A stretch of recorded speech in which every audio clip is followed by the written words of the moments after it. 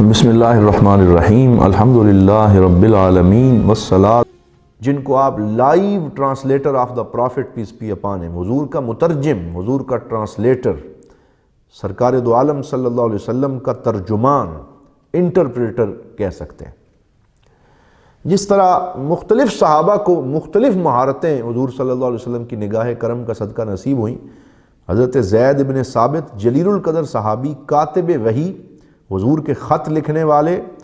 اور حضرت ابو بکر اور حضرت عمر کے دور میں ان کے کاتب رہے، تو وہ ریاست کے ایک اہم ترین آدمی تھے۔ حضرت عثمان غنی نے ان کو وزیر مالیات مقرر فرمایا، اور وہ پیسے کا سارا حساب کتاب ان کے پاس ہوتا تھا۔ تو روایت حدیث بھی کی، فتویٰ بھی دیا،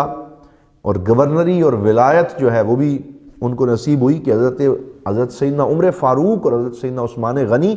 جب اپنی خلافت کے دوران حج پہ جاتے تو اپنے پیچھے مدینے کا نائب حکمران جو ہے وہ حضرت زید بن ثابت کو بنا کے جاتے۔ تو بہت زیادہ ملٹی ڈائمینشنل شخصیت، لیکن ان کی سب سے بڑی پہچان ان کا مترجم ہونا، ٹرانسلیٹر ہونا یہ بن گیا۔ تو یہاں سے جو فن ترجمہ ہے وہ اسلام کے اندر شروع ہوا، اور سب سے پہلے اس کے مؤسس اور بانی حضرت زید بن ثابت رضی اللہ تعالی عنہ ہے۔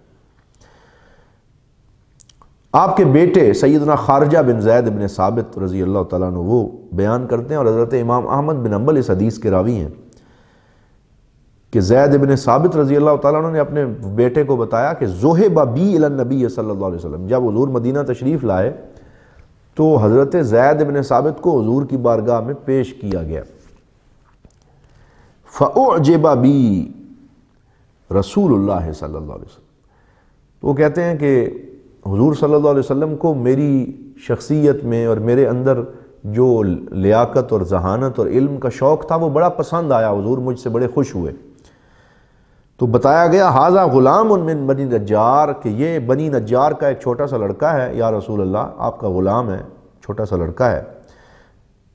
معہ مما انزل اللہ علیہ کا بضعۃ عشر سورہ، اور جو صورتیں اللہ نے آپ پہ نازل کی ہیں اس میں سے 10 سے زیادہ صورتیں اس لڑکے نے زبانی یاد کی ہوئی۔ سبحان اللہ، یعنی چھوٹی سی عمر میں ہی قرآن یاد کرنے کا شوق ان کے اندر موجود تھا۔ تو وہ فرماتے ہیں کہ فَأَعْجَبَ ذَلِكَ رسول اللہ صلی اللہ علیہ وسلم کو یہ بات بڑی پسند آئی، اور حضور نے حضرت زید بن ثابت کے بچپن میں ان کے اندر لیاقت، نباہت، شوق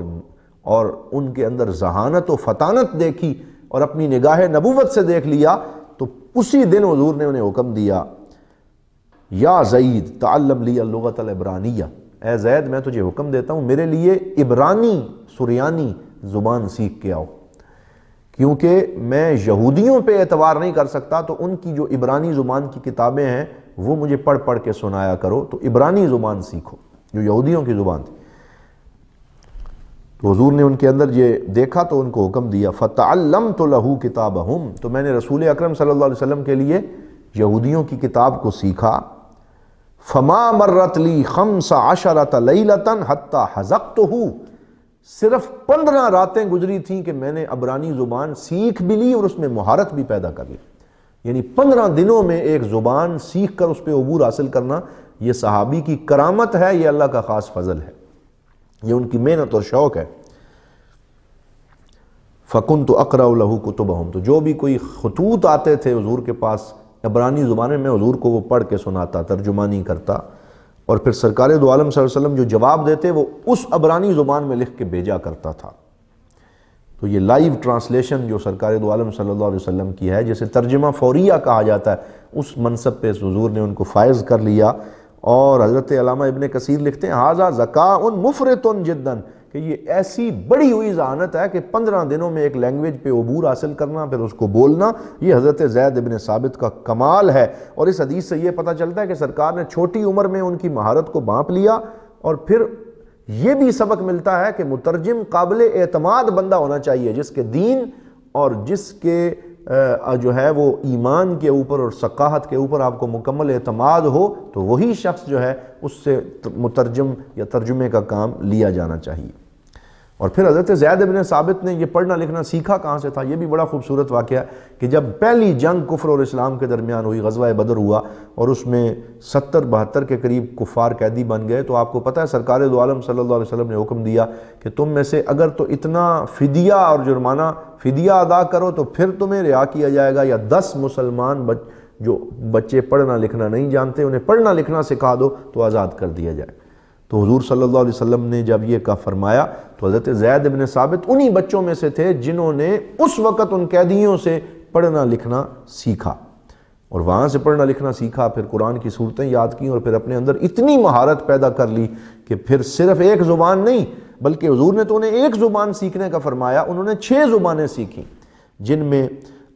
صرف یہ ایک زبان نہیں تھی بلکہ فارسی سیکھی، حبشی زبان سیکھی، نبطی زبان سیکھی، رومی لینگویج، رومن لینگویج جسے کہا جاتا ہے، اور عبرانی زبان سیکھی۔ ان 6 زبانوں میں مہارت پیدا کی، اور پھر ترجمے کا کام حضور صلی اللہ علیہ وآلہ وسلم کے لیے سر انجام دیتے رہے۔ ڈاکٹر حمید اللہ جو فرانس کے ہمارے ایک مشہور عالم دین رحمۃ اللہ تعالیٰ علیہ، انہوں نے حضور صلی اللہ علیہ وسلم کی زندگی کے اور آپ کے دور کی سیاسی دستاویزات پہ ایک پوری کتاب لکھی ہے، جس میں سرکار کے خطوط اور ان کے عکس جو ہیں وہ بھی شامل کیے ہیں۔ ان سے بھی اندازہ ہوتا ہے کہ حضرت زید بن ثابت نے اس دور میں ترجمے کے اندر کون کون سی خدمات سر انجام دیں۔ اور پھر یہ سلسلہ وہاں پہ رکا نہیں، حضور صلی اللہ علیہ وسلم نے تو حضرت زید کو فرمایا تھا، لیکن حضور کے ایک اور صحابی حضرت سیدنا عبداللہ بن زبیر رضی اللہ تعالیٰ عنہ کو اتنا شوق پیدا ہوا کہ ان کے 100 غلام انہوں نے رکھے ہوئے تھے، جن میں سے ہر غلام کو ایک الگ زبان آتی تھی، اور وہ جو بھی ان سے کوئی جس زبان میں مسئلہ پوچھتا تھا اسی زبان میں اس کا جواب ارشاد فرماتے تھے۔ تو یہ پوری ایک تحریک پیدا ہوئی علوم کو سیکھنے کی۔ اور پھر اس کے بعد جب مین اور مامون جو ہارون الرشید کے بیٹے تھے ان کا دور آیا، اس میں یونانی علوم کو اسلام کی زبان میں ترجمہ کرنے کی اور عربی زبان میں لانے کی ایک پوری تحریک پیدا ہوئی، اور ارسطو اور افلاطون اور سقراط، بقراط، ان سب کی کتابوں اور علم منطق اور علم کلام اور علم فلسفہ جو ہے اس کا ترجمہ کیا گیا، اور ٹرانسلیشن کی ایک پوری جو ہے وہ تنظیم پیدا ہوئی، بہت زیادہ ہزاروں کتابوں کے تراجم ہوئے۔ اور پھر اس کے بعد مصر میں ہمارے علماء سوربون یونیورسٹی گئے، انگلینڈ گئے، اور دیگر زبانیں سیکھیں، اور پھر ان علوم کو